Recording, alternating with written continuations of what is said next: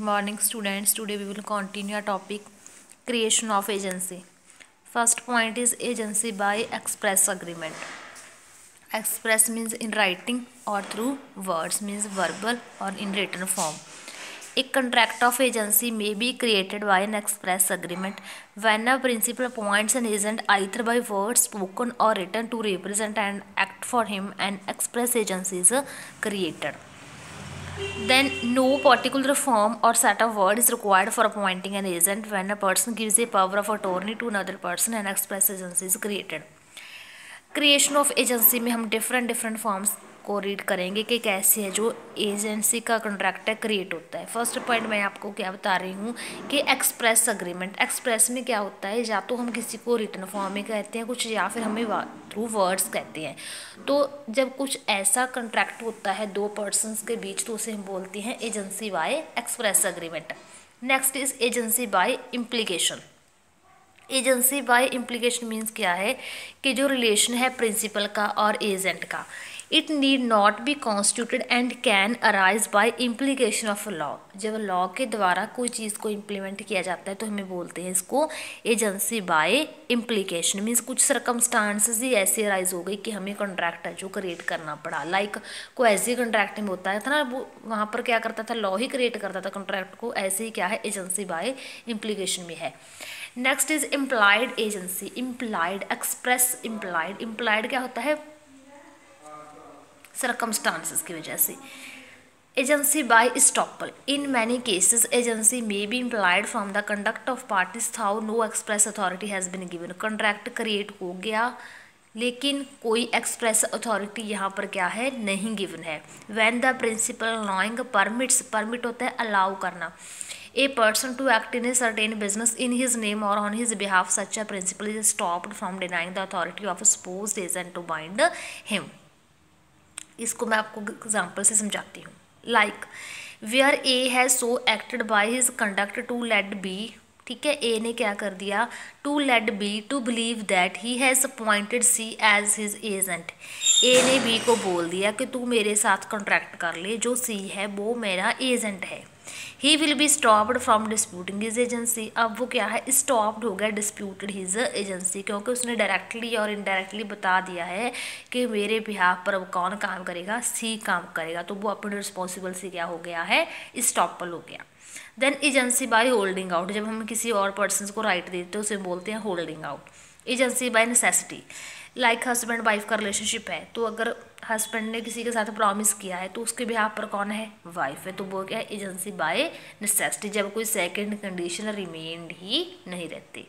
Next है agency bye ratification. Ratification means क्या है, सभी के सभी एक्ट्स ड्यूटीज हैं जो पहले ही क्या कर लिए, एडवांस में रेटिफाई कर लिए, उसे बोलते हैं रेटिफिकेशन, मीन्स अप्रूवल है। Then act must have been done on behalf of person ratifying. जो पर्सन रेटिफाई कर रहा है कॉन्ट्रैक्ट को हमारे बीच में, वो क्या होना चाहिए, उनके बिहाफ पर काम करने वाला होना चाहिए। Then principal must be in existence. ये ना हो कि किसी भी थर्ड पर्सन ने आके हमारा कॉन्ट्रैक्ट रेटिफाई कर दिया और प्रिंसिपल को पता भी नहीं। प्रिंसिपल क्या होना चाहिए, उस टाइम में एग्जिस्ट करता होना चाहिए। Next is ratify should be competent to ratify the act. जिस पर्सन से हम हमारा कॉन्ट्रैक्ट ऑफ एजेंसी को रेटिफाई करवा रहे हैं वो उस चीज़ के लिए क्या होना चाहिए, कम्पिटेंट होना चाहिए, एबल होना चाहिए। Transaction must have been subsisting at the time when it is ratified. जो जो हम चीज़ों को रेटिफाई कर चुके हैं वो एग्जिस्ट करनी चाहिए उस टाइम में भी और इन फ्यूचर में भी। ये ना कि हम रेटिफाई किसी और टाइप कॉन्ट्रैक्ट को कर लिया और इन फ्यूचर कुछ और एंट्रीज आ रही हैं। Then principal must have signified his unconditional acceptance. ये ना हो कि प्रिंसिपल ने क्या बोल दिया, फ्यूचर में जाके ये बोल दिया कि नहीं मैं तो उस टाइम हूँ ही नहीं था जिस टाइम कॉन्ट्रैक्ट को रेटिफाई किया गया, कि मैं तो था ही नहीं था उस टाइम जब कॉन्ट्रैक्ट को क्या किया, रेटिफाई कर दिया।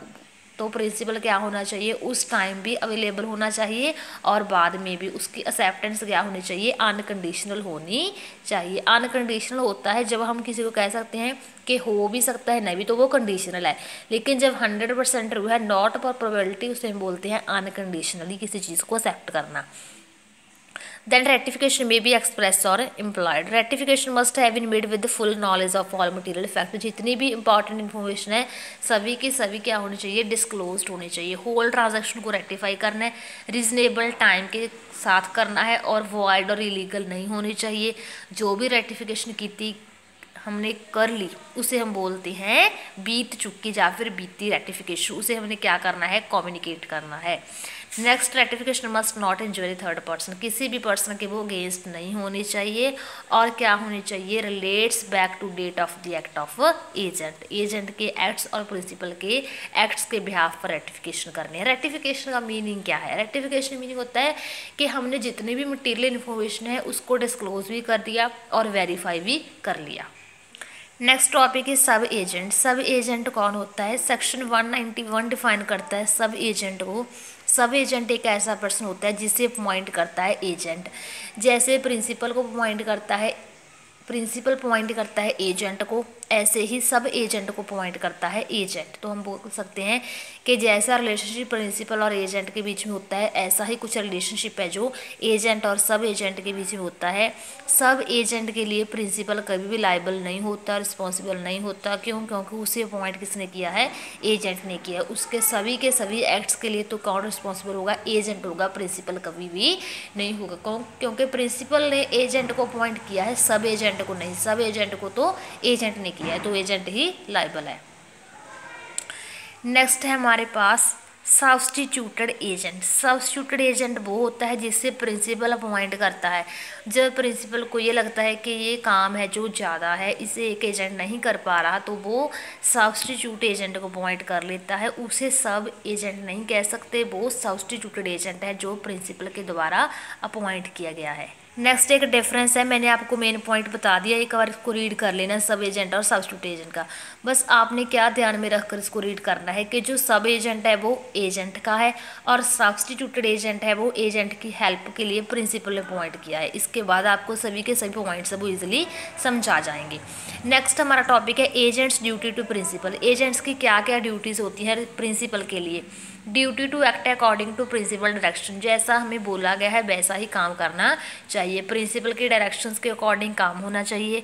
रीजनेबल स्किल के साथ काम करना है. अगर हम इस चीज़ के लिए लायबल हैं तो हम कॉन्ट्रैक्ट करें, अदरवाइज हम किसी का एजेंट के तौर पर नहीं कर पाते काम. Then duty to render accounts. Render accounts mean क्या है कि day to day accounts prepare करे. जितने भी वो ट्रांजैक्शंस है जो प्रिंसिपल के बिहाफ पर काम कर रहा है उनको वो क्या करे, मेंटेन करे, बुक्स ऑफ अकाउंट्स में कम्युनिकेट करे डे टू डे प्रिंसिपल के साथ. अपने ओन अकाउंट पर किसी के साथ कॉन्ट्रैक्ट ना करे. ओवरऑल मनी जितने भी सम्स हुए हैं वो सभी के सभी प्रिंसिपल को पे आउट करे. Then duty not to use information obtained in course of agency against a principal. ऐसा ना बोले कि प्रिंसिपल के बिहाफ पर काम करते करते वो थर्ड पर्सन को प्रिंसिपल के अगेंस्ट ही कुछ बोले. Duty not to set up adverse title. Adverse title होता है कि अगर हम ट्रांजैक्शंस कर रहे हैं प्रिंसिपल के बिहाफ पर तो हम खुद का कोई टाइटल नहीं दे सकते उसकी गुड्स को या फिर उसके काम को. Then duty not to delegate. अगर उसे काम सौंपा गया है तो वो ही काम करे, किसी और पर्सन को डेलीगेट ना करे. Duty to protect and preserve the interest of principal. अपने प्रिंसिपल का क्या करे, वो इंटरेस्ट को प्रोटेक्ट एंड प्रिजर्व कर कर रखे. Next topic is rights of an agent. अगर कोई किसी पर्सन के बिहाफ पर काम कर रहा है तो उसे क्या मिलना चाहिए, रेम्यूनरेशन मिलना चाहिए. Right to remuneration. Then right of retainer. Retainer meaning क्या है, अब देखो जो एजेंट है वो कुछ कमीशन के लिए कुछ रेम्यूनरेशन के लिए काम कर रहा है प्रिंसिपल के बिहाफ पर. अगर प्रिंसिपल उसे पेमेंट टाइम पर नहीं करेगा तो जितनी भी उसको अमाउंट मिली है उसको वो रिटेन करके रख सकता है और गुड्स को लियन करके रख सकता है. लियन होता है अपने कब्जे में करना, ठीक है. Right to be indemnified against consequence of lawful act. जो लॉ के अंडर वैलिड है अगर उस टाइप का उसे कोई लॉस हुआ है तो वो क्या कर सकता है, इंडेमनीफाई करवा सकता है प्रिंसिपल से. मीन्स गुड फेथ में कर रहा है या फिर लॉफुली कर रहा है, अनलॉफुल को तो नहीं अलाउ है. Then right to compensation. Compensation भी ऐसे ही होता है कि अगर कोई लॉस होगा तो उसे भरवा सकता है प्रिंसिपल से.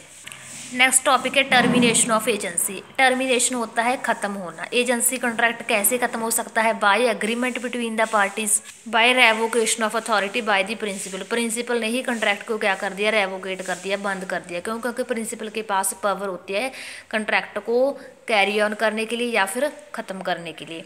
बाय रेन्यूनेशन ऑफ एजेंट, एजेंट ने क्या कर दिया? रीन्यूकेशन कर दिया, मीन्स आगे परफॉर्मेंस करने के लिए मना कर दिया। बाय द कंप्लीशन, या फिर टाइम पीरियड कंप्लीट हो गया, डेथ होगी प्रिंसिपल या एजेंट की, लैप्स ऑफ टाइम हो गया, प्रिंसिपल इंसॉल्वेंट हो गया, सब्जेक्ट मैटर डिस्ट्रक्शन हो गया, ख़त्म निकला, डिस्क्लोज नहीं किया, या फिर डिसोल्यूशन हो जाना।